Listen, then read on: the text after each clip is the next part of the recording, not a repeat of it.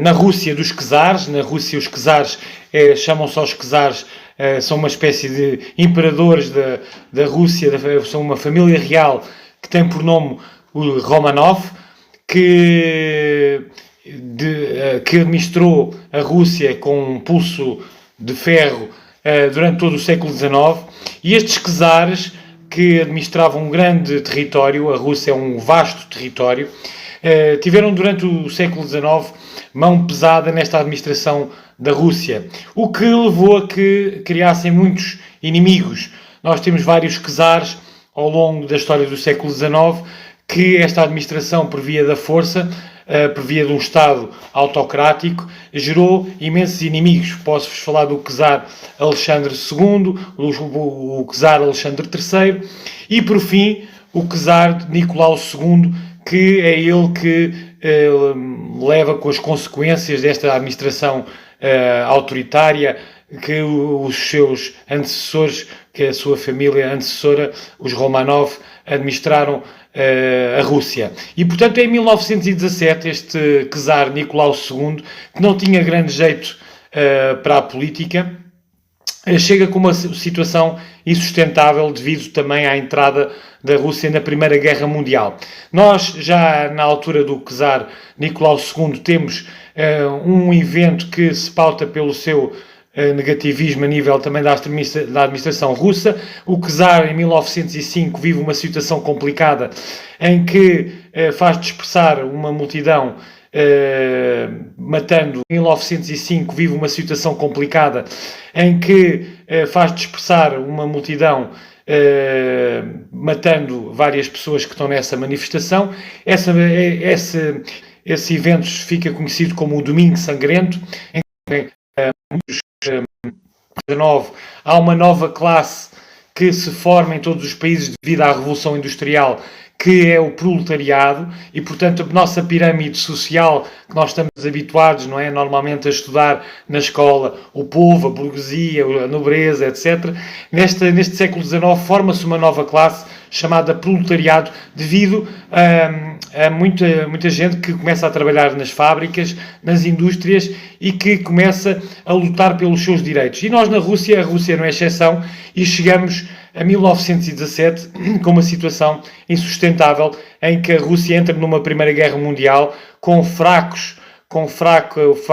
armamento, e sofre uma pesada derrota frente aos alemães no seu confronto a leste. Portanto, a Alemanha tem uma vitória retumbante e que faz a Rússia perder cerca de 2 milhões de soldados nesse confronto da Primeira Guerra Mundial que teve com os alemães. E, portanto, neste confronto que teve com os alemães, a Rússia perde milhares de homens. Isto leva a uma contestação insustentável e, portanto, há uma revolução em fevereiro de 1917, em que o czar Nicolau II é deposto. É obrigado a abdicar em favor do seu irmão. O seu irmão também não dura muito no poder, e dá-se a revolução chamada burguesa em fevereiro de 1917, e os homens que estão à frente desta revolução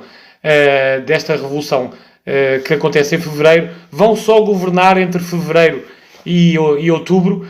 Kerensky é o principal líder deste governo provisório, que é assim que se chama esta forma de administrar a Rússia, de fevereiro de 1917 até outubro de 1917. Tenta fazer um governo provisório, mas faz um erro fulcral. Não retira a Rússia da Primeira Guerra. E, portanto, isto vai ser insustentável. Ele tenta, este Kerensky, juntamente com outro senhor que se chama Lvov, tentam fazer uma democracia ao modo ocidental, com liberdade de opinião, o direito a reunir, com todas as regalias que existe numa democracia, mas realmente não retiram a Rússia da guerra. Isto vai custar a este governo provisório uma revolução mais tarde, em outubro, liderada também por Lenin.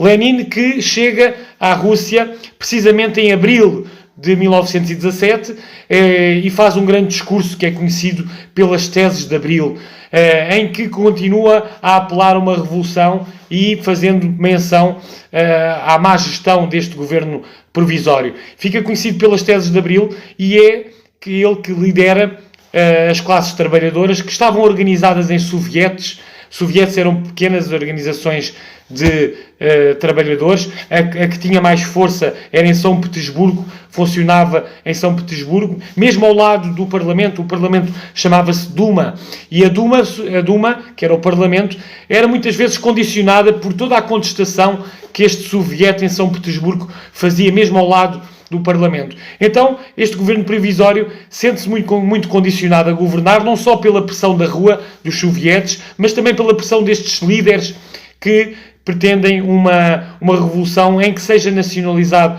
não só os meios de produção, mas também seja nacionalizado todas as empresas que existiam na Rússia, criando um regime totalmente comunista. O que acaba por acontecer depois, em outubro, nesta revolução liderada por Lenin. Mas, nestes meses, Lenin lidera esta revolução juntamente com Trotsky. Trotsky ainda assina mais tarde, depois, a paz com a Alemanha. É ele o mensageiro da Rússia à Alemanha, é ele que representa a Rússia nesta paz que é celebrada com a Alemanha mais tarde, mas realmente o governo provisório fica sem condições para depois, mais tarde, os sovietes fazerem a revolução que pretendiam em outubro e poderem implantar um sistema comunista na União Soviética. E, portanto, nós em outubro temos Lenin e Trotsky a liderarem um governo juntamente com Stalin.